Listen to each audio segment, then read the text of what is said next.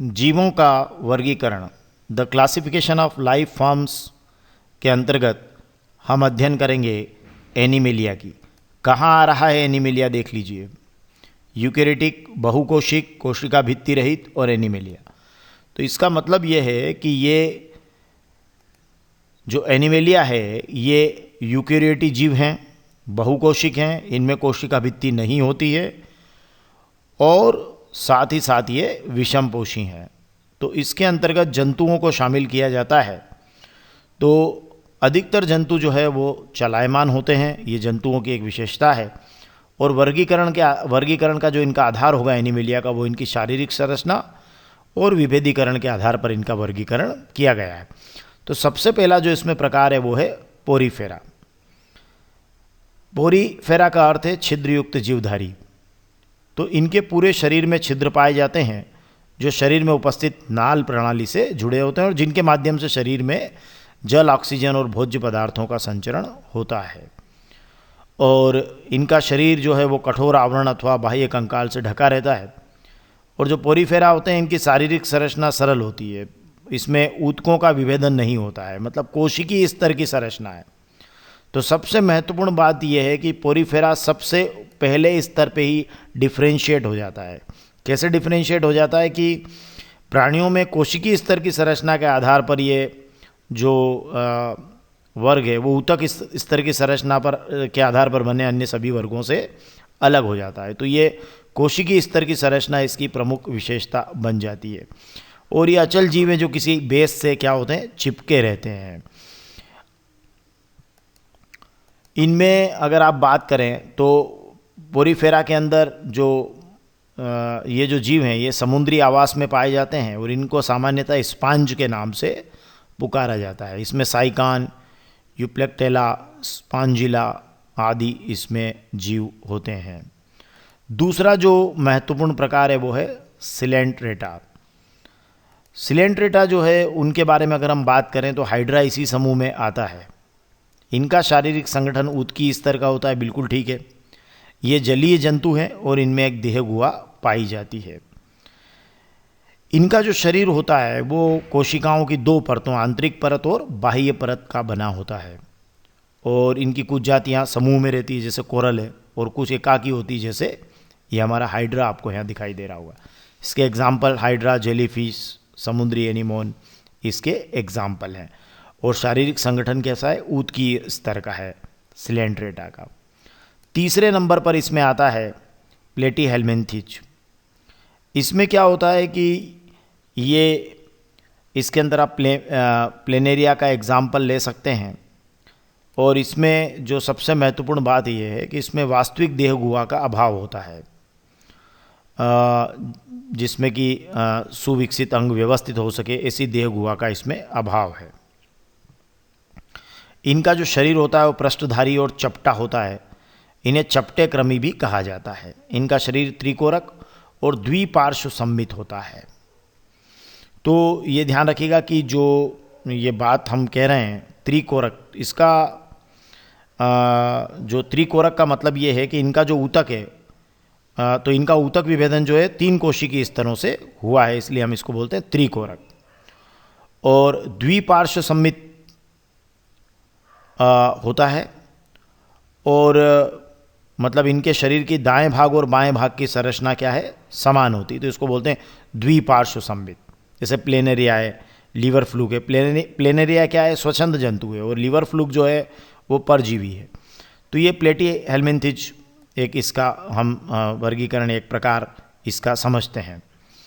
Next जो है वो वर्गीकरण है निमेटोडा। चौथा प्रकार जो है वो है निमेटोडा। एक्चुअली जंतुओं को 10 फाइलम में बांटा गया है, तो ये चौथा है निमेटोडा। अब निमेटोडा में भी वही दोनों बातें होती है, द्विपार्श्व सम्मित भी होते हैं और इसमें भी वही बात हम कहते हैं कि इनका शरीर त्रिकोरक होता है, द्विपार्श्व सम्मित होता है। जैसे एस्केरिस को आप यहाँ देख लीजिए, और ये अधिकांश परजीवी हैं, है ना। गोलकृमि, फाइलेरिया कृमि, पीन कृमि, इवन हमारे पेट के आंतों में भी ये पाए जाने वाले इनके उदाहरण हैं। तो ये निमेटोडा जो है इसके अंतर्गत आता है। और इसमें ये परजीवी के तौर पर जंतुओं के अंदर दूसरे जंतुओं में रोग को उत्पन्न करते हैं। तो ये आप निमेटोडा के अंतर्गत लेंगे, पर इनका ध्यान रखिएगा इनका शरीर चपटा न होकर बेलनाकार होता है। तो ये एक फ़र्क जो है प्लेटी हेलमिंथेस के साथ इनका बड़ा एक फ़र्क दिखाई देगा इनकी शारीरिक संरचना में दिखाई देने के स्तर पर। फिर नेक्स्ट है एनिलिडा। एनिलिडा में भी हम वही बात करेंगे जैसे अर्थवार्म है ना, केचुआ, ये एनिलिडा ग्रुप के अंतर्गत आता है। ये भी द्विपार्श्व समित और त्रिकोरक है, मतलब ये भी वैसे ही है, जलीय स्थलीय दोनों होते हैं, है ना। जलीय एनिलिडा जो है वो लवणीय और अलवणीय दोनों जल में पाए जाते हैं। इनमें संवहन, पाचन, उत्सर्जन और तंत्रिका तंत्र पाए जाते हैं। जैसे केचुआ है, नेरिस है, जोंक है, ये इसमें होते हैं। ये इनमें वास्तविक देहगुहा इनमें भी पाई जाती है। इससे वास्तविक इसमें उससे क्या होता है कि वास्तविक अंग शारीरिक संरचना में निहित रहते हैं और इन अंगों में व्यापक भी भिन्नता होती है। और ये भिन्नता क्या होती है, शरीर से लेकर पूंछ तक एक के बाद एक खंडित रूप में उपस्थित होती है। आपको यहाँ दिखाई दे रही होगी कि ये खंडित रूप में उपस्थित है यहाँ पे।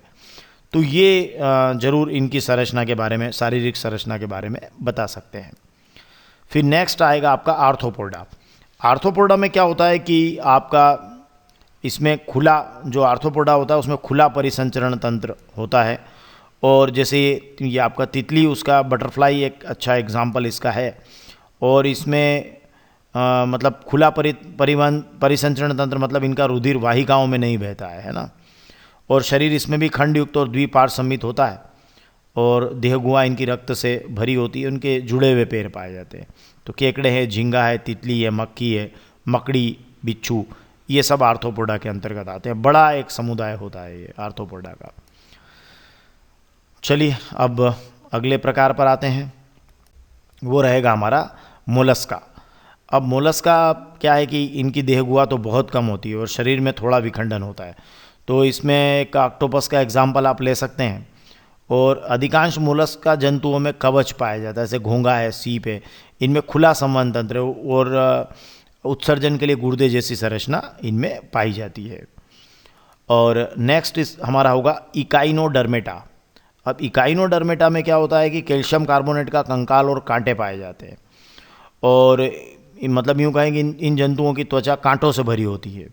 और ये मुक्त जीवी समुद्री जीव है ना। ये स्टारफिश आपको दिखाई दे रहा होगा। इनकी देहगुहा युक्त त्रिकोरिक जंतु है। त्रिकोरिक के बारे में भी काफ़ी बात हमने की है। इनमें एक और ख़ास बात बता दूंगा कि मैंने अभी कहा भी है कि इनमें CaCO3 मतलब CaCO3 मतलब कैल्शियम कार्बोनेट का कंकाल और कांटे पाए जाते हैं। और साथ में ये है कि इनमें विशिष्ट जल संवहन नाल तंत्र पाया जाता है जो इनके चलन में सहायक है। नेक्स्ट जो हमारा रहेगा वो रहेगा इकाइनोडर्मेटा के बाद में प्रोटोकार्डेटा। प्रोटोकार्डेटा क्या है कि ये एक बहुत अलग टाइप के शारीरिक संरचनाओं में लक्षण को दर्शाता है। वो होता है नोटोकार्ड।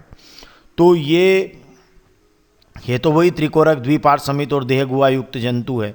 परंतु नोटोकार्ड जो है एक संरचना होती है, छड़ जैसी लंबी संरचना, जो इन जंतुओं के पृष्ठभाग पर पाई जाती है। और ये हमेशा नहीं होती, जीवन की कुछ अवस्थाओं में होती है।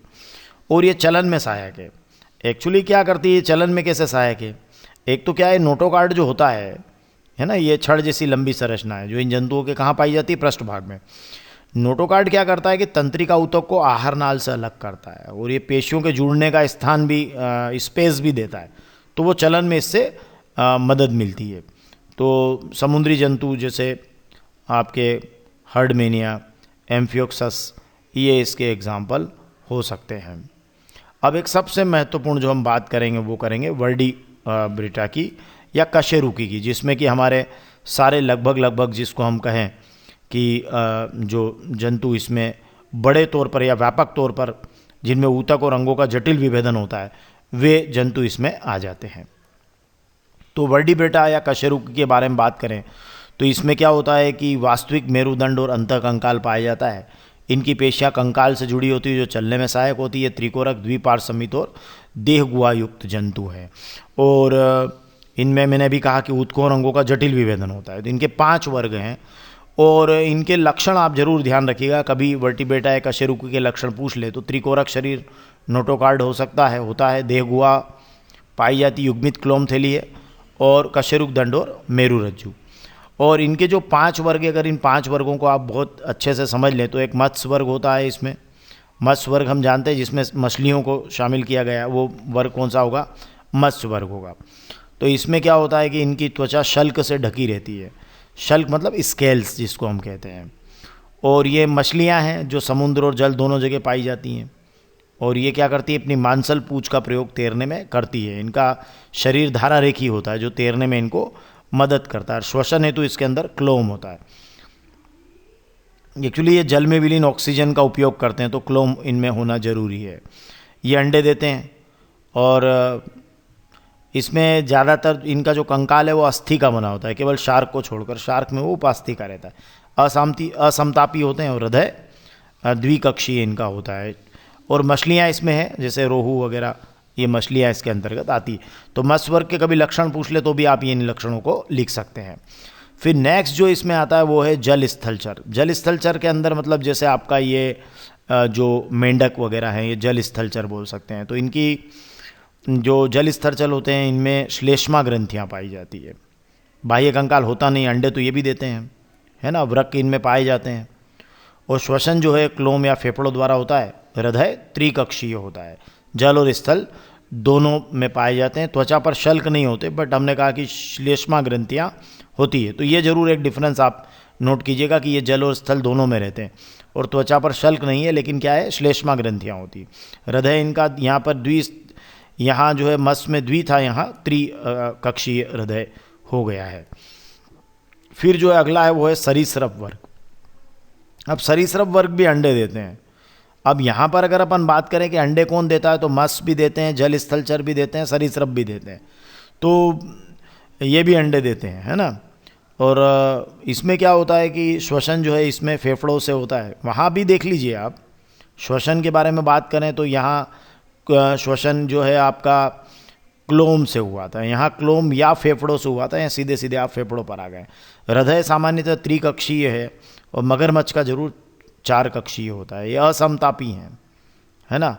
और ये जैसे कछुआ है, सांप है, ये सरीसृप वर्ग के अंतर्गत आते हैं। छिपकली, मगरमच्छ। और इनके अंडे जो होते हैं वो कठोर कवच से ढके होते हैं, ये जरूर आप ध्यान रखिएगा। तो ये भी इनके लक्षणों में आप शामिल कर सकते हैं। फिर अगला है पक्षी। अब पक्षियों में हमें पता है कि हड्डियां इनकी खोखली होती जो उड़ने में मदद करती है।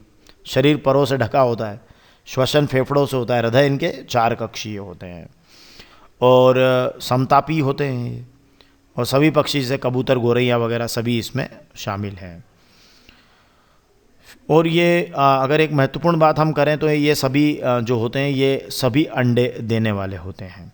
ये एक बड़ी महत्वपूर्ण बात होगी जो इनको स्तनपायी से अलग करेगी, क्योंकि जो स्तनपायी होते हैं उनमें क्या होता है कि नवजात के पोषण के लिए क्या होती है? स्तन ग्रंथियाँ होती है, मतलब दुग्ध ग्रंथियाँ होती है। और इनके त्वचा पर बाल होते हैं, तेल और श्वेत ग्रंथियाँ होती है। और इनमें अधिकांश क्या होते हैं? सीधे सीधे क्या होते हैं? शिशु को जन्म देते हैं स्तनपायी। अभी स्तनपायी शिशु को जन्म देते हैं, मतलब वो कुछ एक को आप छोड़ दें, है ना। कुछ अंडे भी देते हैं, जैसे इकिडना है, प्लेटसी है, प्लेटियस है, या ऐसे कुछ अंडे देने वाले हैं। अधिकांश शिशु को जन्म देते हैं। तो ये एक बड़ा डिफरेंस है स्तनपायी और इन चारों के अंदर, कि ये सभी अंडे देने वाले हैं और ये स्तनपायी जो है ये आपका क्या होता है? शिशु को जन्म देते हैं और नवजात के पोषण के लिए इसमें स्तन ग्रंथियाँ होती। तो ये आप कभी एग्जाम में मत्स्य वर्ग या जल स्थलचर, सरीसृप, पक्षी या स्तनपायी के लक्षण भी अगर परीक्षा में पूछ लिए जाएं तो आप इस तरीके से इनको लिख सकते हैं। और साथ ही आप पूरे जो जंतु जगत है जो उसके बारे में भी आप डिफ्रेंशिएट करके पूरी जानकारी प्रदान कर सकते हैं। धन्यवाद।